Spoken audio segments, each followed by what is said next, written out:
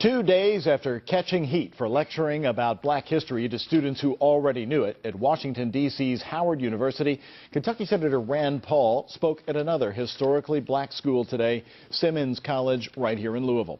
WHS 11's political editor Joe Arnold was there as Rand Paul appealed for African-American votes. Joe? And Doug, he was direct in his appeal. Quote, "I'm trying to figure out how to get more votes."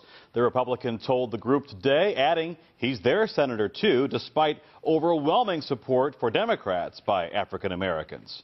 But I don't know what the easy answer is necessarily. Rand Paul was talking about education, but he could have just as well been talking about the uphill climb for Republicans to make inroads in the African American community. I think they just gave up. They gave up on thinking they had a chance with their vote. And I'm not willing to give up. Speaking at the historically black Simmons College west of downtown, Paul showed the first steps in what appears to be a very long journey for Republicans to gain trust among blacks. It includes admitting past mistakes. This is a mistake that I think Reagan or some Republicans maybe want to talk about the welfare queen and imply it's a black person on welfare when maybe it's a rich CEO who makes $7 million a year who's white.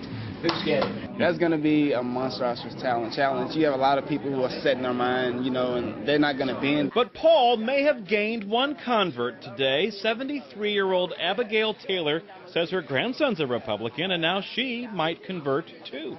I've been a Democrat all my life, and so when I got through talking to him, I think about changing over to Republican. Why? Taxes, waste of money.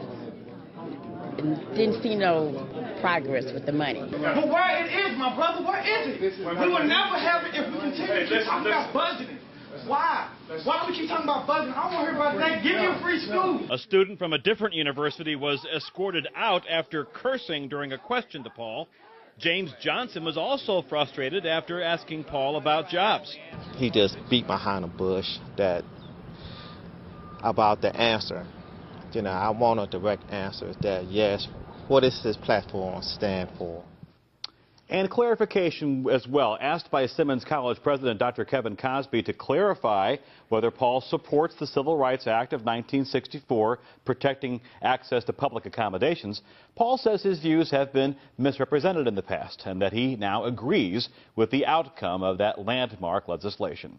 Joe Arnold, WHAS 11 News. And Rand Paul convinced more African Americans to vote Republican. WDRB's Lawrence Smith explains how he's trying to turn the tide ahead of a possible presidential run. Lawrence?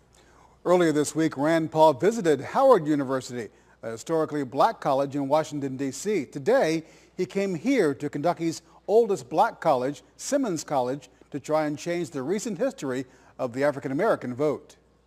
The Simmons College has a rich tradition. Rand Paul was literally surrounded by that tradition, the images of Kentucky's civil rights pioneers, as he tried to make his case to a new generation of African Americans.